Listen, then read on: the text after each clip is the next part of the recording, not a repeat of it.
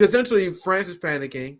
There was an assessment done by France where they calculated that this war is over and it's mathematically and statistically impossible for Ukraine to win the war. And because of that, Emmanuel Macron floated the idea of putting troops on the ground. I did a segment on this. What was it, a week ago, 2 weeks ago? I covered how Emmanuel Macron essentially saying that EU need to put boots on the ground. And when he said that, he was essentially mocked by the entirety of Europe. He was essentially scorned by the world leader, by like people like Biden, Germany, the UK. They were like, nigga, you're not supposed to say the quiet part out loud. They were so upset. And they rebuked Emmanuel Macron and publicly humiliated him. Russia had a PR field day with it. And that did not make Macron happy. And so I can't wait to get your thoughts on this. So this will be our very quick covering of this because I want to get your opinion on this while I have you here. Emmanuel Macron has declared that France is at war with Russia.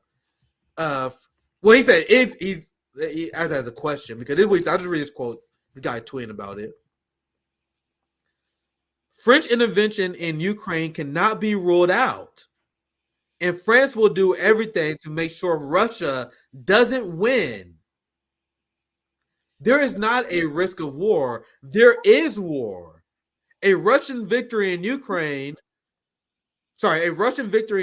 war is an existential threat to Europe and France. I'll let you debunk this bullshit. I can't even. That's right to you. Last thing I'll pass right to you. People who are against French troops being sent to Ukraine are against our sovereignty and are in favor of defeat. Zoya, I know you chomping at the bit on this. I'm gonna get your thoughts on this. This essentially Macron saying that he didn't declare war. And I see that this tweet was community noted because he asked this question: did Macron declare war with Russia? And I see he got community noted because technically he didn't. I guess like he didn't formally declare war on Russia, but with this statement, he undeniably saying that France is at a war mindset against Russia. Does that make sense? Do you agree with my analysis, Zoe? I want to hear from you. Feel free to disagree if you. Oh yes, he's been out there saying controversial statements nonstop. He also said that French troops would be on the ground in Odessa in 2025. Oh God, that's funny. Oh Jesus Christ. So just so people, I don't want to get into a whole segment, but France's military has 6 divisions and a foreign legion with 6,000 troops in it.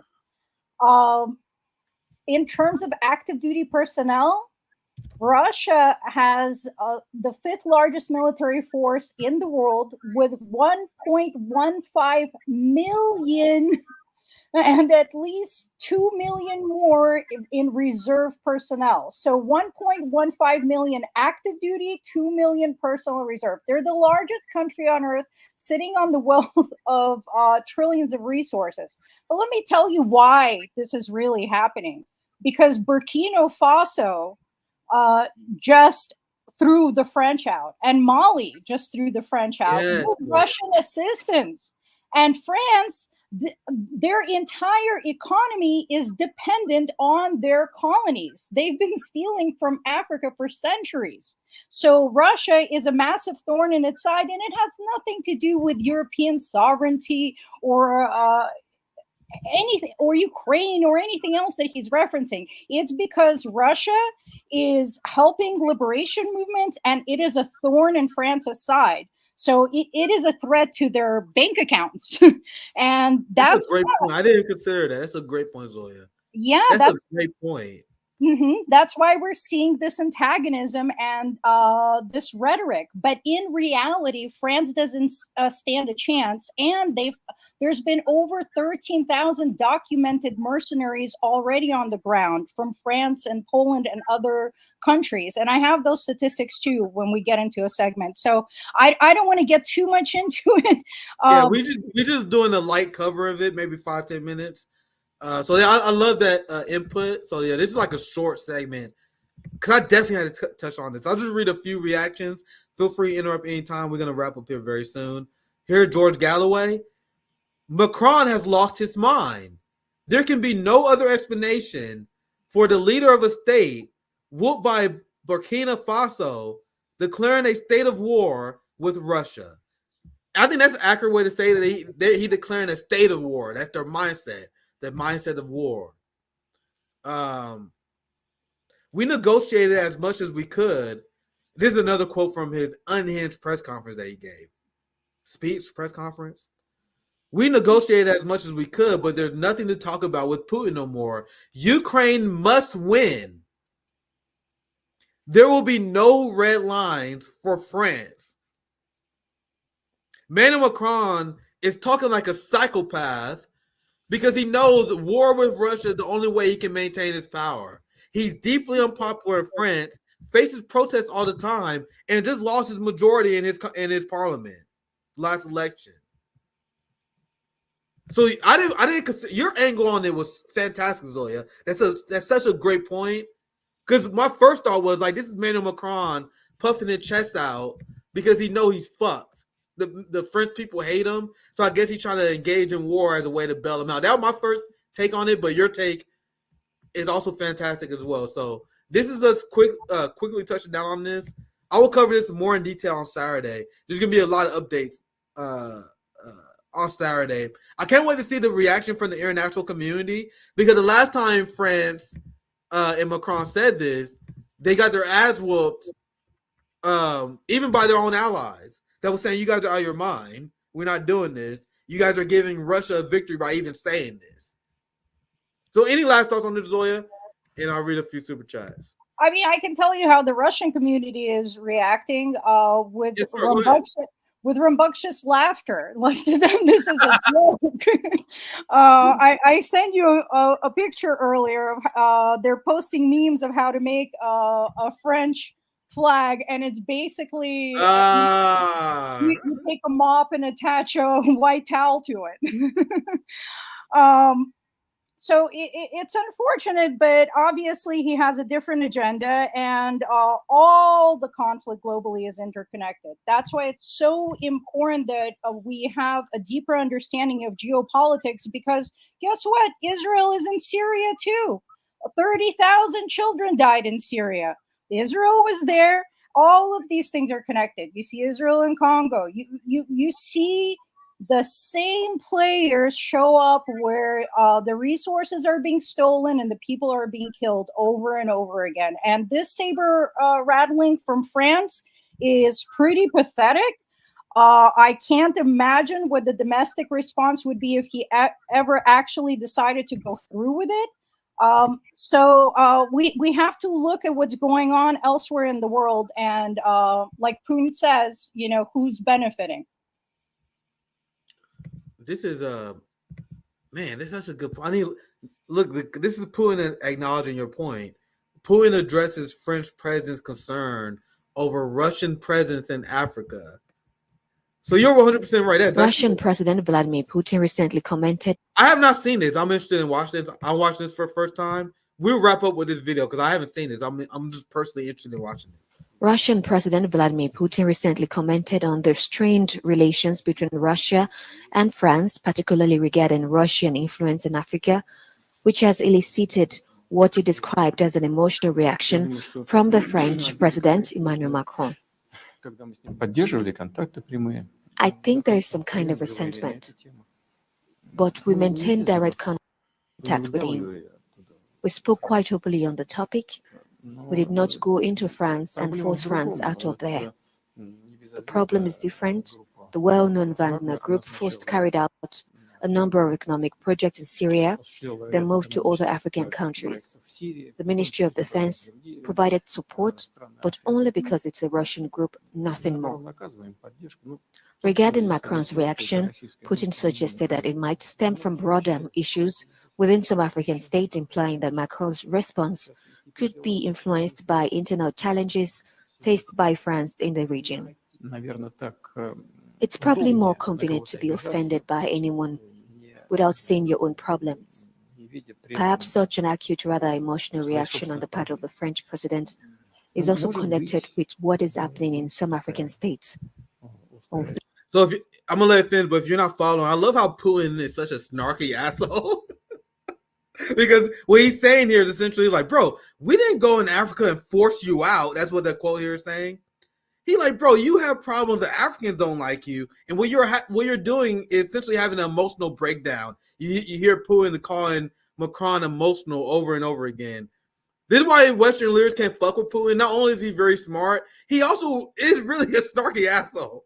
And I guess I really think he irks them. Like, as much as they do him being strategic and how much they hate Putin, I think they actually like annoyed by him because the way he talks down to them is always hilarious. Now let's finish. I think this is interesting. I haven't seen this, so perhaps such an acute, rather emotional reaction on the part of the French president is also connected with what is happening in some African states.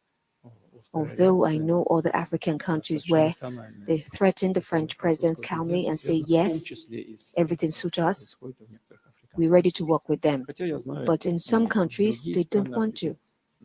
We have nothing to do with it. We're not inciting anyone there. We're not setting anyone up against France. Putin emphasized that despite any perceived resentment, he and Macron had maintained direct and open communication on the matter. So that was interesting. That's good context. So Putin's like, bro, you losing Africa because that's your fault, bro. That had nothing to do with us. Africa, they are smart enough to know what's best in their interest, and they want to do business with China and Russia. A lot of African countries, because I've been reading a lot about this, they are aggressively neutral. I really wish I could remember the name. Was it Nigeria's president? I read this article. You guys know I read a lot of articles. A lot of them I don't even do segments on. There's an article I just read where I want to say with a Nigerian president. I really hope I'm not misspeaking, but he was talking about the Ukraine conflict and how he felt resentment against the West for forcing them to pick sides. He's like, bro, we don't give a fuck about your guys' issue. We want to work with a country that has the best interests of our people at heart.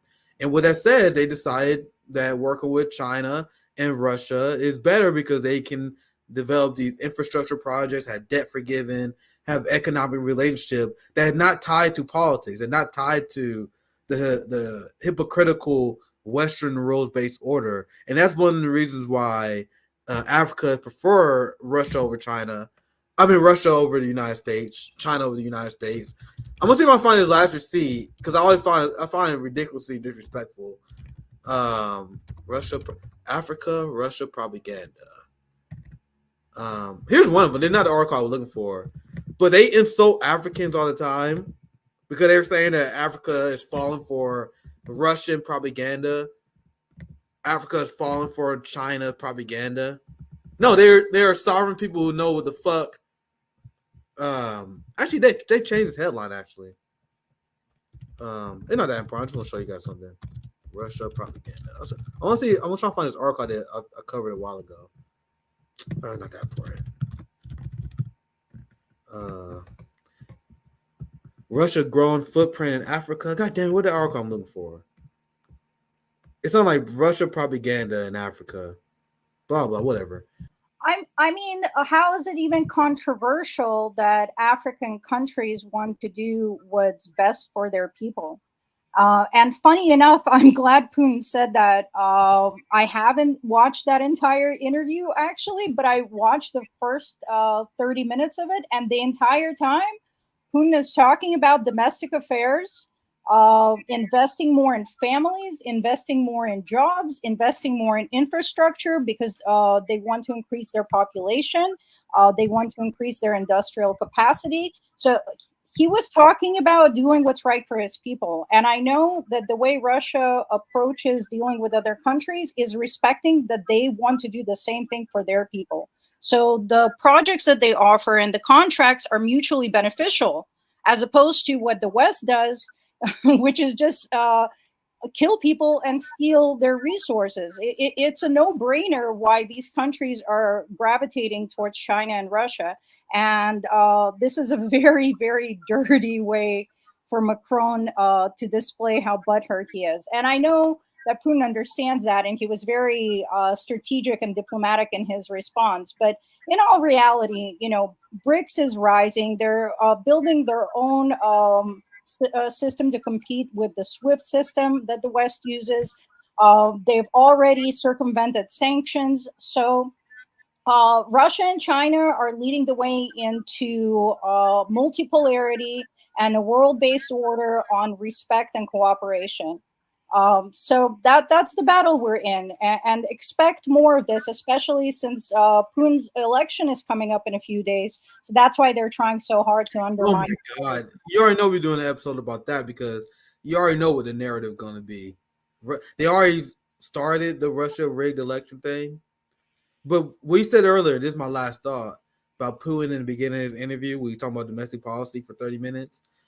When Xi Jinping was elected for his third term, and he gave a speech that I watched a lot of it. He also gave a speech when there was the new Chinese Congress. I think it was in 2021. It was a while ago. And during the speech, a large amount of the speech was talking about the upcoming projects for China, infrastructure programs. He was talking about improving high-speed rail. He was talking about improving healthcare, housing. Like a lot of it was focusing on building. And another of it was focusing on building relationships with other countries. And it was such a big contrast where you had Xi Jinping, when he addresses the people, it's filled with optimism. He's talking about all these projects that we're working on that will improve the quality of life for Chinese people. And that's why in polls show that Chinese people are very enthusiastic about the future. Meanwhile, look at the State of the Union, which I covered, where the first 10 minutes, Joe Biden spends talking about waging war with Ukraine. Waging war with Russia and Ukraine, I should say. They talk about China, and then talk about the Gaza war. You guys see, it's not normal for a country to be constantly engaged in never-ending conflict. Whenever they talk about stuff in politics, they talk about we banning this, increasing the police budgets on this. We're going to war with this country. We sanction this country. Do you guys see the contrast? But they want us to think that Putin and Xi Jinping is crazy when they talk about actually doing stuff for their people, which is why Cornball West having Putin's arrangement syndrome and calling people Jimmy Dore plantation because they don't criticize Putin in Russia is absurd. Because as I said, they got policies in Russia that social democrats like Cornball West and Bernie Sanders are fighting for Americans. So how can you call Putin and Russia authoritarian when they have health care for the people, when they got paid maternity leave? You know the policies that your social democrats are fighting for in this country?